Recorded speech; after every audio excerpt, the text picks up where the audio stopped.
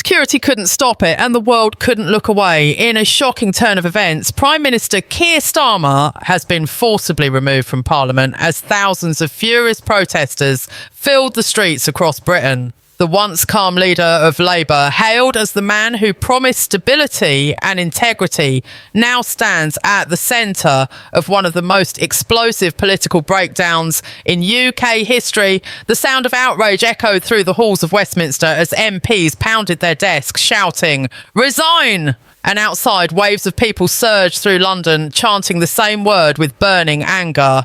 What led to this extraordinary collapse of power? How did a sitting Prime Minister lose control of Parliament and the nation in a single unforgettable day? Stay with me, because what happened inside those walls may mark the most devastating political implosion Britain has seen in decades. It began as a seemingly ordinary day at Westminster. Grey skies over London, reporters gathered outside, and MPs walking briskly through the gates of Parliament. But inside, tension was building like a storm waiting to strike. Every whisper, every nervous glance hinted that something extraordinary was about to unfold. By noon, the chamber was packed, journalists ready, cameras live, the air heavy with anticipation. The Prime Minister was due to face a heated session over claims of secret EU discussions. But few expected what would come next. From the backbenches, murmurs spread that Nigel Farage had obtained documents proving Starmer's private negotiations with Brussels. Talks that directly contradicted his public promises. The whispers became a roar when Farage rose to speak. The entire chamber went silent. Even Labour MPs looked uneasy, their eyes fixed on the Reform UK leader as he held a stack of papers marked with official seals. "Mr. Speaker," Farage began, his voice steady and sharp, "this government has deceived the British people. While preaching sovereignty, they have been secretly discussing a return to EU migration programmes. These documents prove it." The words struck like thunder. Gasps filled the room. Starmer's expression hardened, his jaw clenched, and a low rumble of voices spread through the chamber. Some MPs shouted, "Nonsense!" while others demanded to see the papers. But Farage pressed on, his voice cutting through the uproar. The British public were promised transparency. Instead, they've been lied to. Millions spent preparing to rejoin EU Labour quotas without a single word to Parliament. The Speaker struggled to maintain order as MPs erupted, shouting, waving papers and calling out accusations. Cameras zoomed in on Starmer, whose usually composed face now burned with anger. He gripped the dispatch box tightly, trying to contain himself. But then Farage asked the question that ignited the fire. Will the Prime Minister deny these talks took place?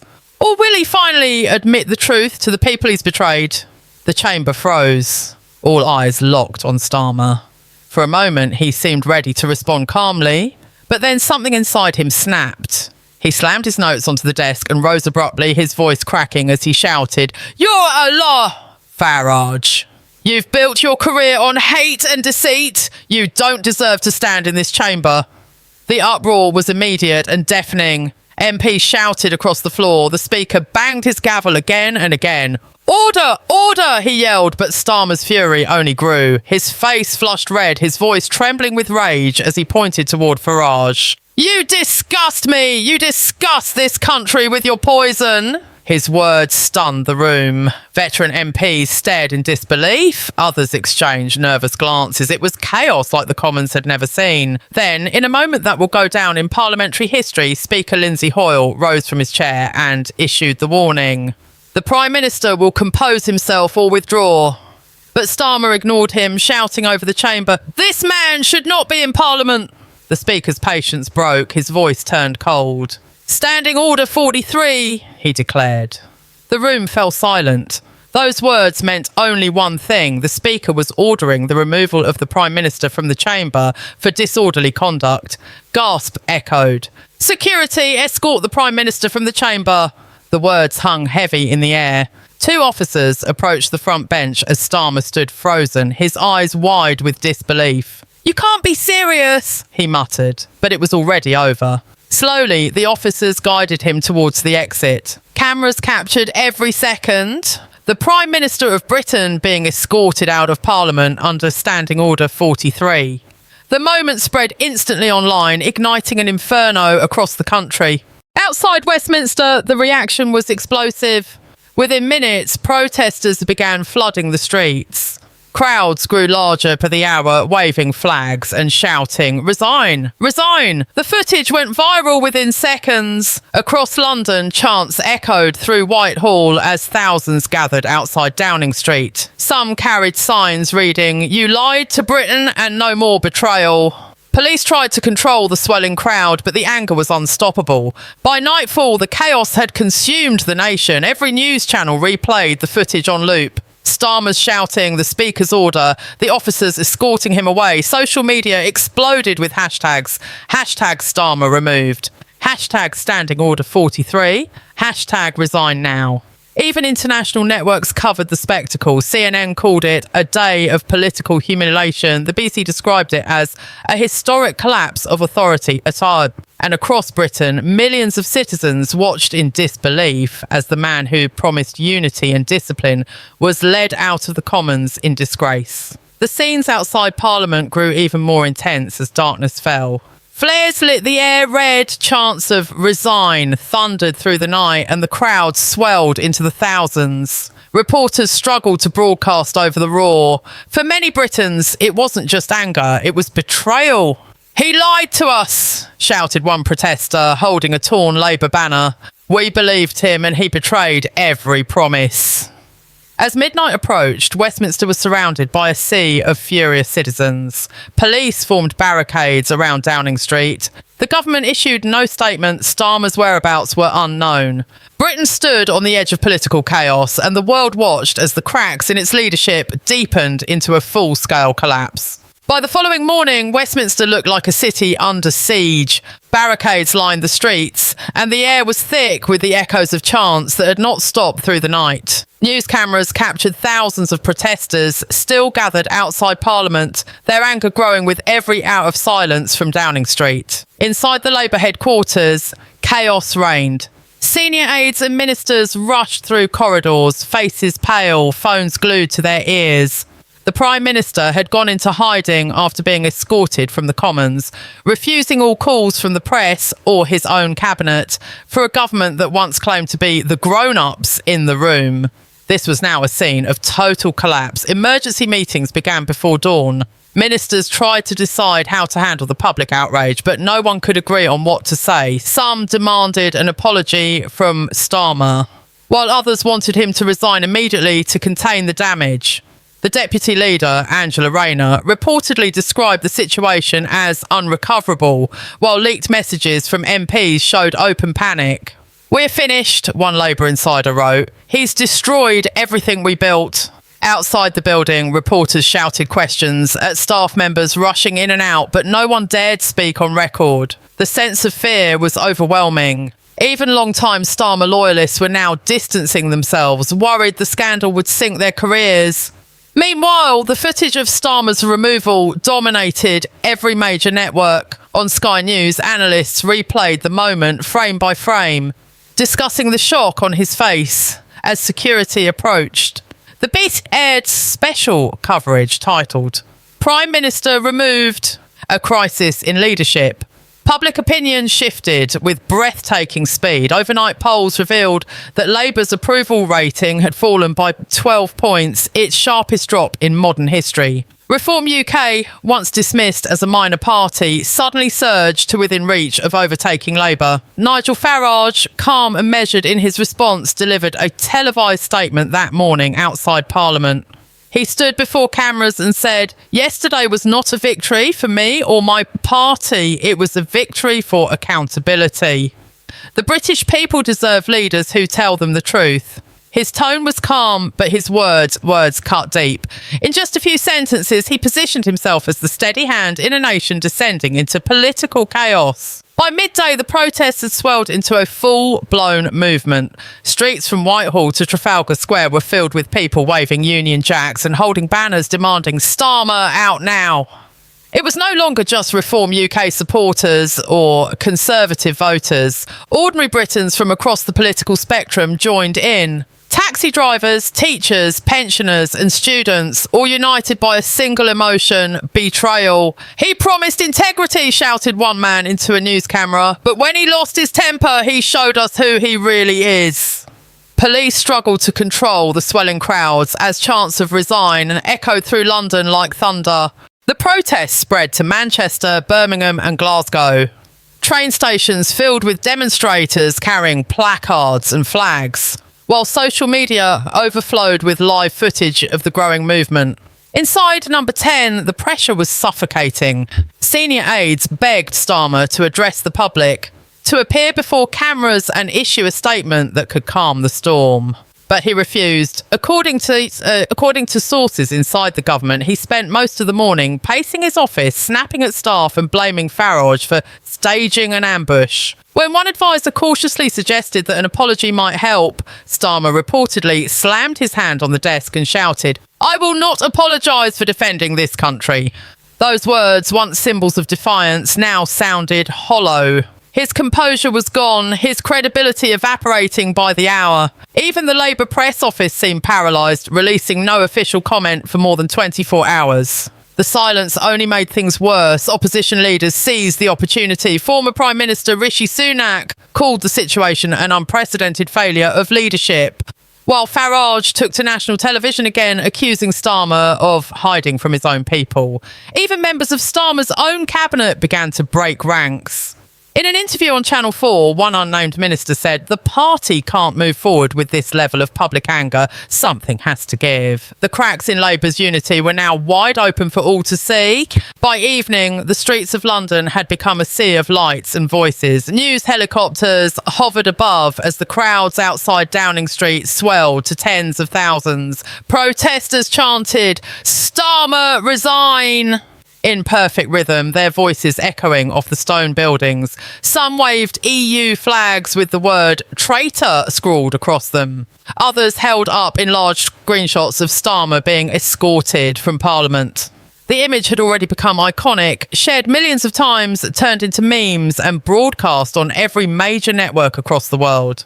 International leaders were reportedly monitoring developments, with one US outlet describing the situation as the most serious political breakdown in Britain since Brexit. Meanwhile, inside the Labour offices, exhaustion and panic set in. Advisers whispered that letters of no confidence were already being drafted by senior MPs. The possibility of a leadership challenge was no longer a rumour, it was imminent. "It's over," one insider told ITV News, "and he just doesn't see it yet." But Starmer, still defiant, reportedly told his closest aides that he would fight to the last breath. He believed that stepping down would be surrendering to the same populists he had spent years fighting.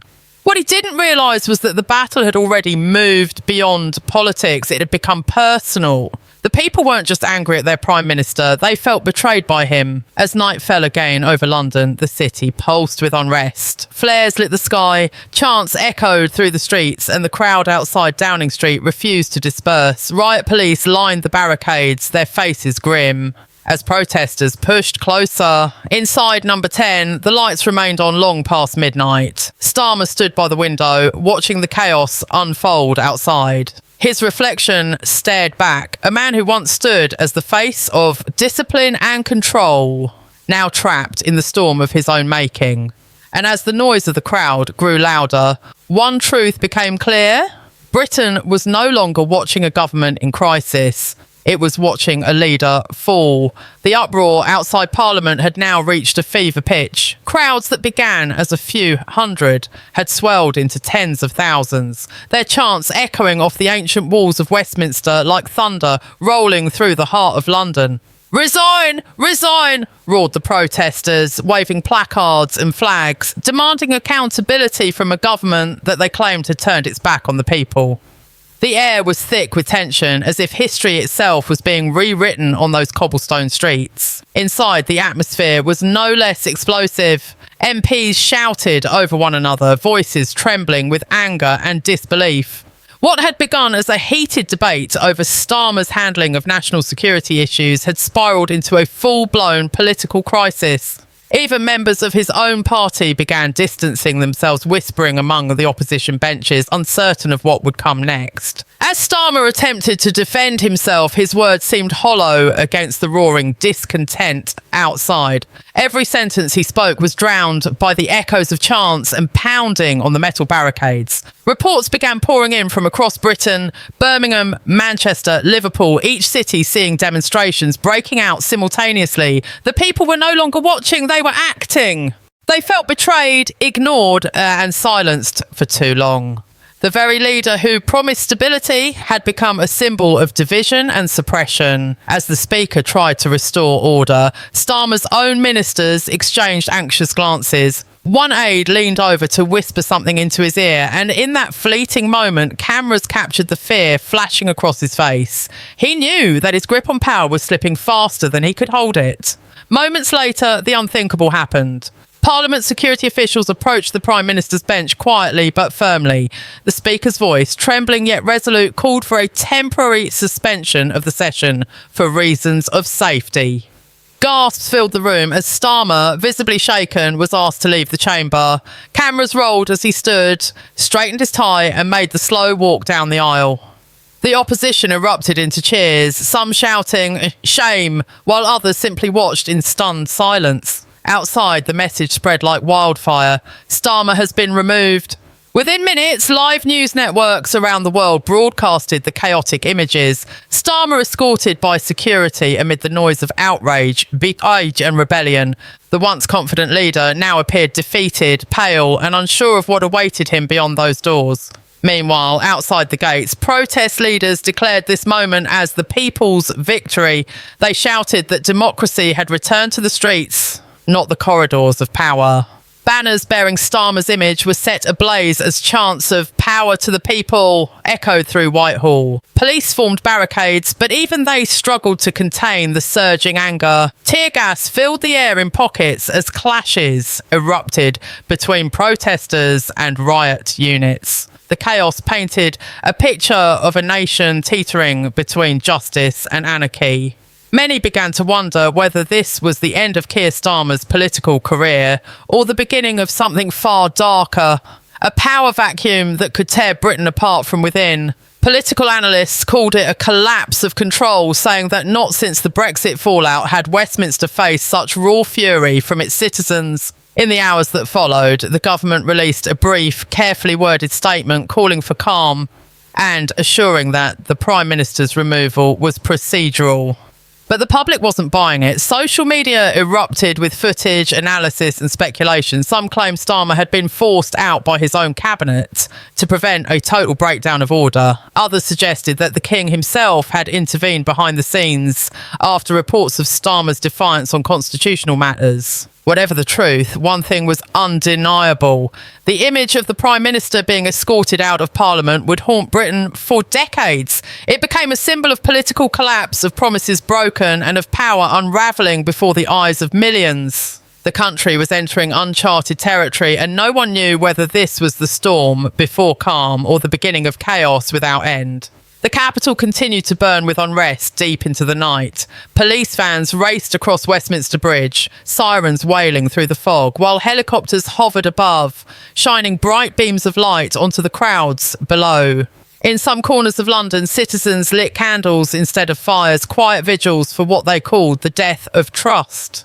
The split between the people and their government had never been more visible. Britain stood divided not by party lines, but by rage and disillusionment. As dawn approached, one thing was certain. Keir Starmer's removal from Parliament was more than a political scandal. It was a national reckoning. And somewhere behind those closed doors, power brokers were already plotting their next move, determined to shape the chaos to their advantage.